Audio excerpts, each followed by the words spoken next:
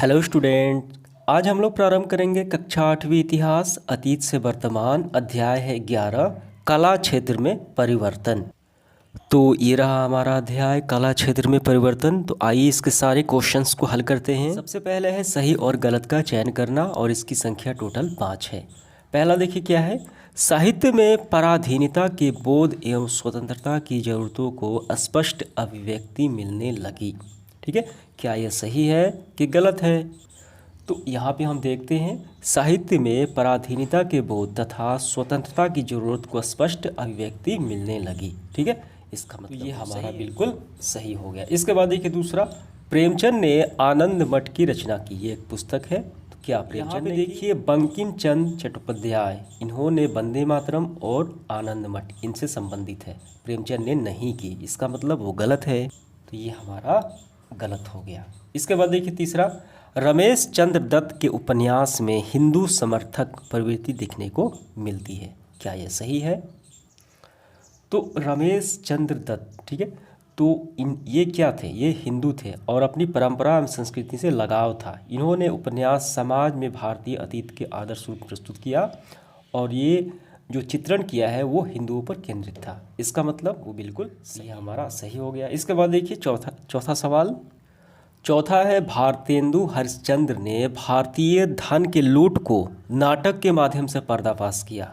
क्या यह सही घटना है? आइए देखते हैं। तो यहाँ पे देखिए भारतेंदु हरिश्चंद्र ने अपने नाटक, कौन सा नाटक था इनका प्रसिद्ध, अंधेरी नगरी चौपट राजा, ठीक है, तो इन्होंने इन सबके लूटपाट को इन नाटक के माध्यम से पर्दाफाश किया। ठीक है, तो इसका मतलब वो बिल्कुल सही है, हमारा सही हो गया। इसके बाद देखिए पांचवा, वंदे मातरम गीत की रचना बंकिम चंद्र चटर्जी ने लिखी। तो हमने देखा है आनंद मठ और वंदे मातरम दोनों ने किसने लिखा? बंकिम चंद्र चटर्जी। इसका मतलब ये सही है।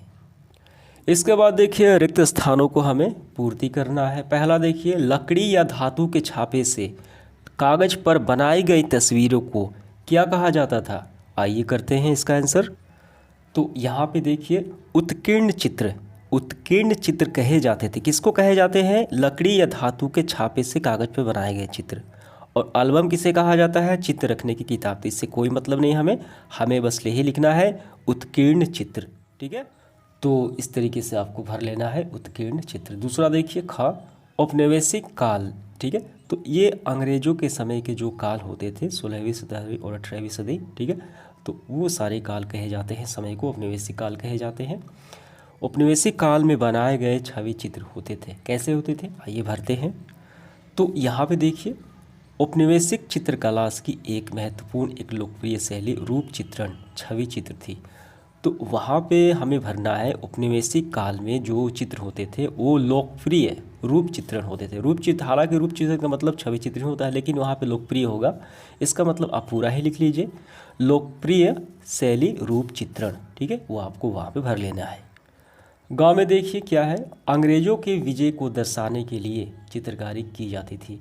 अंग्रेज जब विजय प्राप्त करते थे किसी भी युद्ध में, तो वो कौन सी चित्रकारी द्वारा वो प्रदर्शन किया करते थे, उस चित्रकारी का नाम बताना है यहाँ पे। आइए करते हैं। तो वो चित्रकारी कही जाती थी तैल चित्र। ठीक है, देखिए यहाँ पे जॉन विलियम और बनाया गया आर्क नवाब। तो जॉन विलियम और नवाब मोहम्मद अली, इनके बीच युद्ध हुआ, तो जॉन विलियम अंग्रेज वो जीत गया, तो वो बनाया तैल चित्र। ठीक है, और यहाँ पे देखिए फ्रांसीसी हेमन बनाया गया तैल चित्र। यहाँ पर भी आप देख सकते हैं तैल चित्र। ठीक है, अंग्रेजों को कत्लेआम कर रही है, तो टीपू के किले पर ब्रिटिश झंडे फहरा रही है, तो ये तैल चित्र द्वारा प्रसिद्ध, तो ये तैल चित्रों द्वारा अंग्रेज प्रदर्शित किया करते थे। हमें वहाँ पे भरना है तैल चित्र। ठीक है, हो गया तैल चित्र। इसके बाद घ नंबर, एशियाई कला आंदोलन को प्रोत्साहित करने वाले कलाकार थे। कौन कलाकार थे? तो यहाँ पे देखिए एशियाई कला आंदोलन को प्रोत्साहित करने वाले, आगे ले जाने वाले कलाकार जो थे वो जापानी कलाकार थे। ठीक है, क्या भरना है? जापानी कलाकार थे। तो यहाँ पे जापानी हो गया। इसके बाद देखिए हमें जोड़े बनाना है, यानी मिलान करना है। तो क्या है? Central post office Calcutta.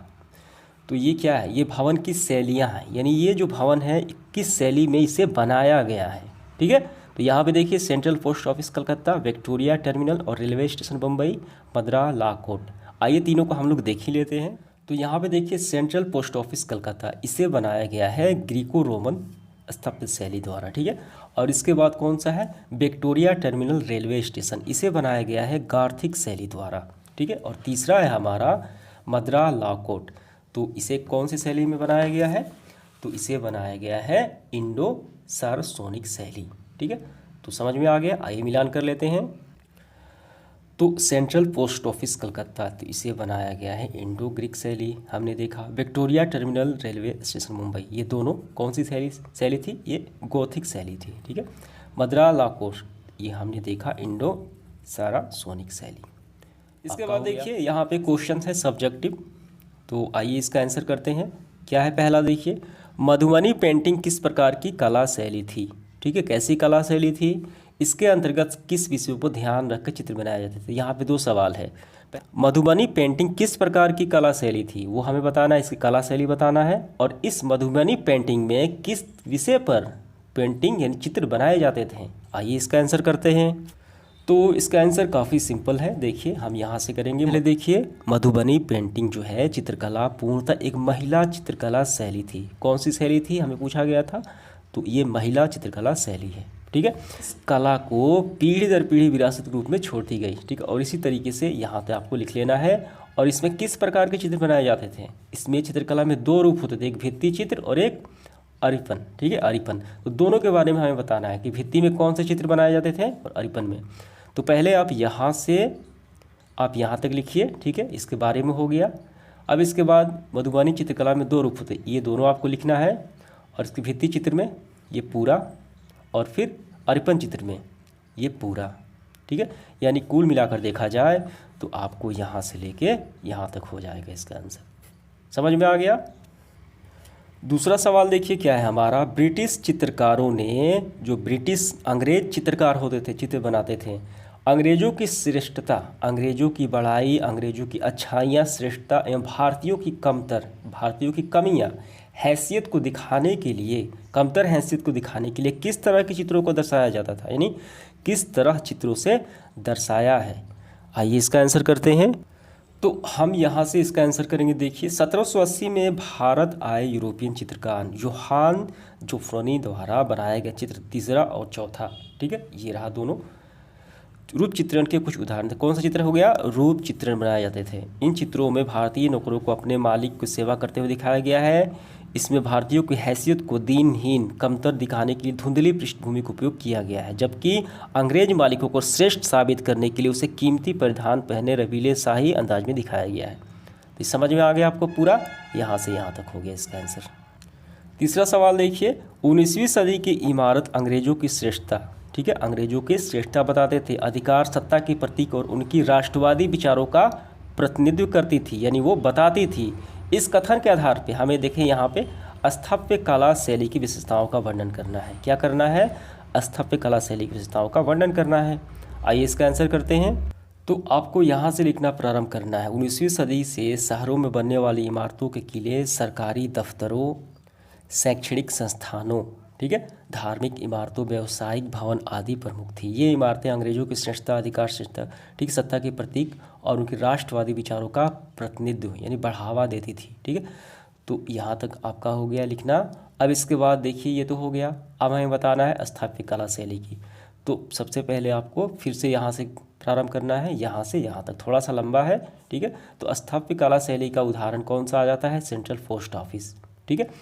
तो ये यानी इस कला शैली के बारे में, यानी इस शैली में किस तरीके के भवन बनाए जाते थे, यहाँ वही हमें यहाँ पे बताना है। तो पूरा आपका यहाँ तक हो गया, समझ में आ गया।